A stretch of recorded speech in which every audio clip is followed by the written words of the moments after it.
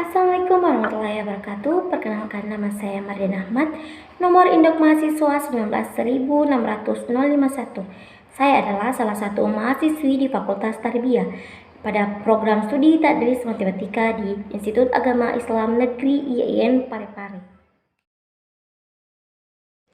Materi pembelajaran yang saya akan bawakan yaitu gagasan skema matematika.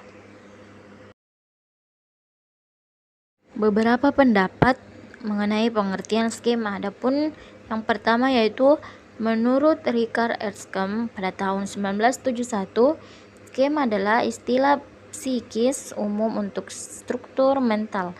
Skema dapat diartikan sebagai struktur-struktur konsep yang ada di dalam pikiran seseorang.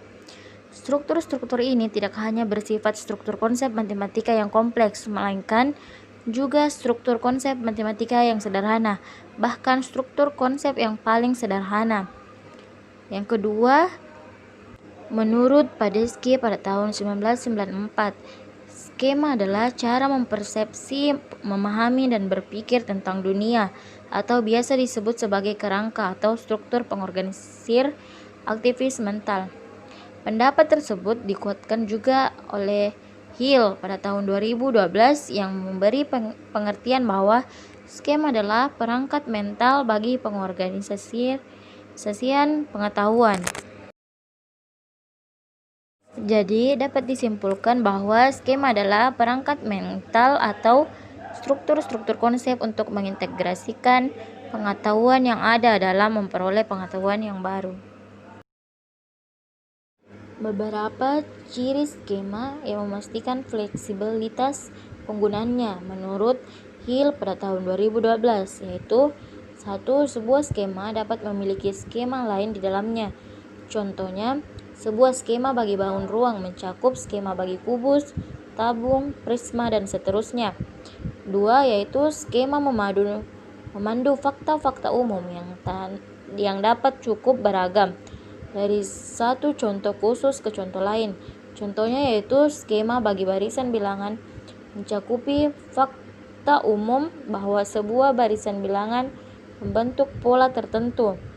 Hal itu mencakup pula pada barisan geometri yang memiliki rasio tetap dan membentuk pola tertentu, dan juga barisan aritmetika yang memiliki selisih tetap dalam membentuk pola tertentu. Dan yang ketiga yaitu skema-skema bisa beragam sesuai tingkat abstraknya.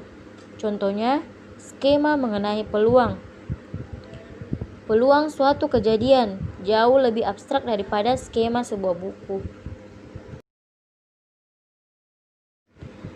Adapun menurut Padesky pada tahun 1994, skema mencakup informasi tentang hubungan, di mana hubungan tersebut diantaranya yaitu 1.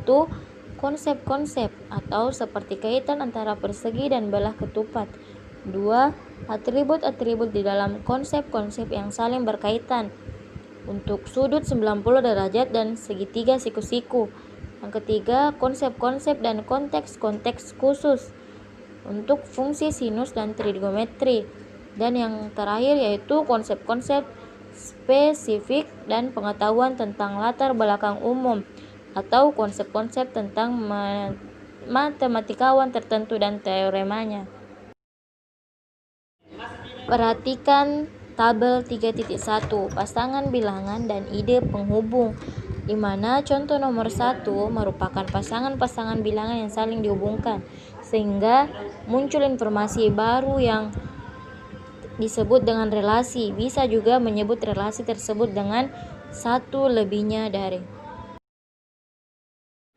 Selanjutnya, skema sebagai alat pembelajaran lebih lanjut, di mana proses kognitif untuk memperoleh pengetahuan baru meliputi akomodasi dan asimilasi.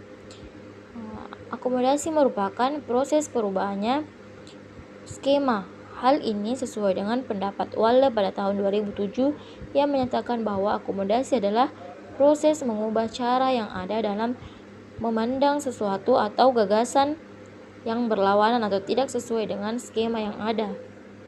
Sedangkan asimilasi adalah proses kognitif yang dengannya peserta didik mengintegrasikan persepsi, konsep, ataupun pengalaman baru ke dalam skema. atau pola yang sudah ada dalam pikirannya. Asimilasi tidak menyebabkan perubahan, melainkan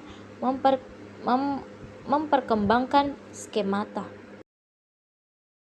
di mana skema yang sudah ada merupakan alat yang sangat diperlukan untuk memperoleh pengetahuan lebih lanjut.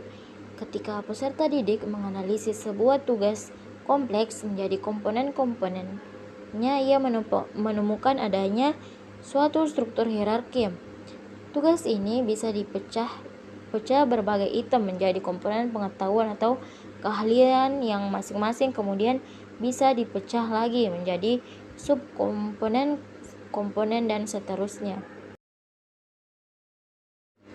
Adapun kegunaan skema dalam pembelajaran matematika yaitu pada pembahasan sebelumnya telah dijelaskan bahwa jika skema lama tidak sesuai dengan skema baru, maka skema lama tidak akan menyerap skema baru tersebut. Karena perkembangan matematika sangat pesat, maka guru harus menyiapkan siswa agar dapat menyesuaikan diri dengan perkembangan matematika. Pendapat menurut Isnawan pada tahun 2013. Adapun tugas yang seharusnya dilakukan seorang guru saat mengajarkan matematika yaitu 1. Membangun pondasi yang kuat dan terstruktur tentang ide-ide matematika dasar. 2. Membimbing peserta didik menemukan ide-ide baru.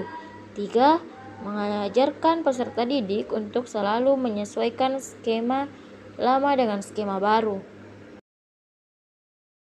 Contoh penggunaan skema dalam pembelajaran matematika: menyelesaikan operasi hitung penjumlahan pada pecahan 5/6 tambah 3/4. Sebelum guru memberikan petunjuk cara mengerjakan operasi hitung penjumlahan bilangan pecahan, peserta didik dengan skema lama yaitu pengetahuannya tentang penjumlahan pada bilangan bulat akan menyelesaikan operasi hitung tersebut dengan cara menjumlahkan pembilang dengan pembilang dan menjumlahkan penyebut dengan penyebut. Selanjutnya, pemahaman gagasan dari skema. Menurut Walle pada tahun 2007, pemahaman didefinisikan sebagai ukuran kualitas dan kuantitas hubungan suatu gagasan dengan gagasan yang telah ada. Pemahaman tergantung pada gagasan yang sesuai yang dimiliki dan tergantung pada pembuatan hubungan baru antar gagasan. Pemahaman relasional membuat usaha yang dilakukan tidak hanya bermanfaat tapi juga penting.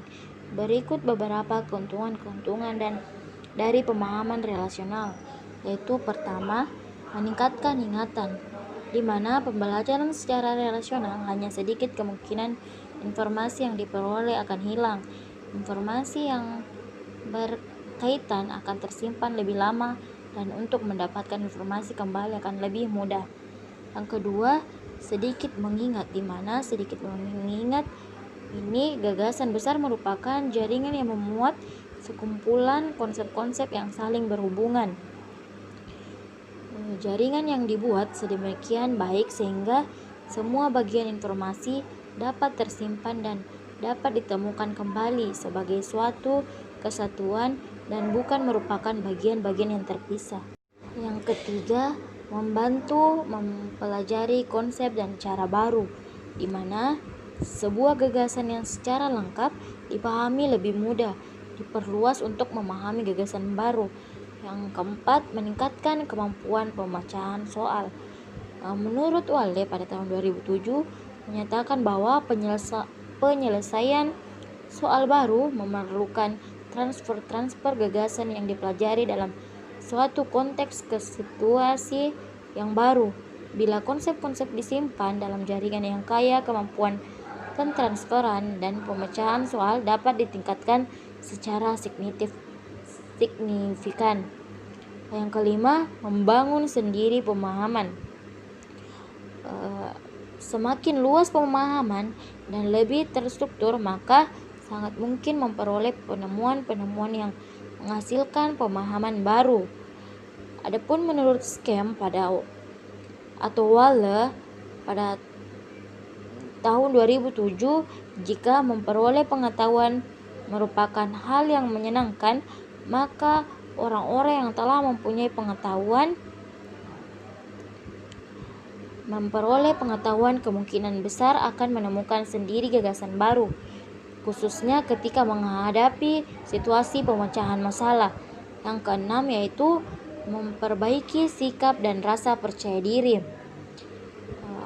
di mana pemahaman relasional mempunyai pengaruh efektif dan kognitif. Gagasan memperbaiki sikap dan rasa percaya diri yang dipahami dan dimengerti dengan baik akan mengembangkan konsep diri yang positif bagi peserta didik, yakni kecakapan untuk belajar dan memahami pelajaran. Selanjutnya, pembelajaran dengan meningkatkan pemahaman. Ada 3 faktor yang mempengaruhi pembelajaran di dalam kelas menurut pendapat Waller pada tahun 2007, yaitu 1. Berpikir reflektif peserta didik, 2. Interaksi sosial dengan peserta didik lain dan guru, 3. Penggunaan model atau alat-alat untuk belajar atau peraga penggunaan simbol, komputer, menggambar, dan bahasa lisan lainnya. Adapun menurut Bell pada tahun 1981, ada 4 ciri dari budaya kelas matematika yang produktif menurut sebuah buku yang berjudul Making Sense, di mana para peserta didik dapat belajar dari peserta didik yang lain dan juga dari kegiatan reflektif peserta didik. Adapun 4 caranya yaitu 1. Gagasan, di mana gagasan adalah penting, tidak peduli milik siapa gagasan tersebut. Para peserta didik dapat memiliki gagasannya sendiri dan membaginya dengan yang lain. Secara serupa, peserta didik juga perlu memahami bahwa peserta didik dapat juga belajar dari gagasan yang telah diformulasikan oleh orang lain. Yang kedua, gagasan harus dipahami bersama-sama di dalam kelas. Setiap peserta didik harus menghargai gagasan dari temannya dan mencoba menilai dan memahaminya. Menghargai gagasan yang telah disampaikan oleh orang lain sangat penting dalam diskusi.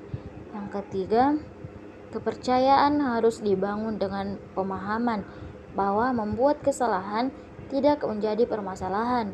Para peserta didik harus menyadari bahwa kesalahan adalah kesempatan untuk berkembang.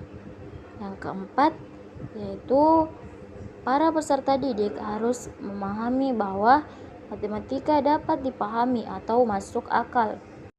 Sebagai akibatnya, kebenaran suatu hasil didasarkan pada matematika sendiri, bukan guru atau pihak lain yang memutuskan kebenaran jawaban peserta didik.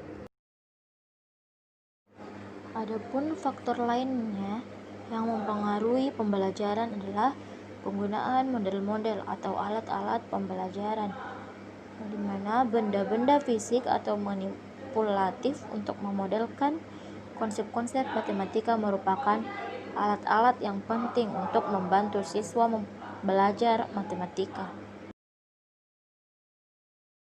Beberapa penggunaan model dalam pemahaman konsep, misalnya 1. Konsep 6 adalah hubungan antara himpunan yang dapat dipasangkan dengan 1, 2, 3, 4, 5, dan 6. Mengubah himpunan pembilangan dengan menambah 1 berarti mengubah hubungan.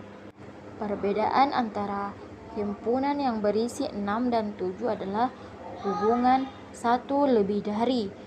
Model yang biasa digunakan untuk konsep ini adalah objek terhitung, misalnya kancing dan kelereng.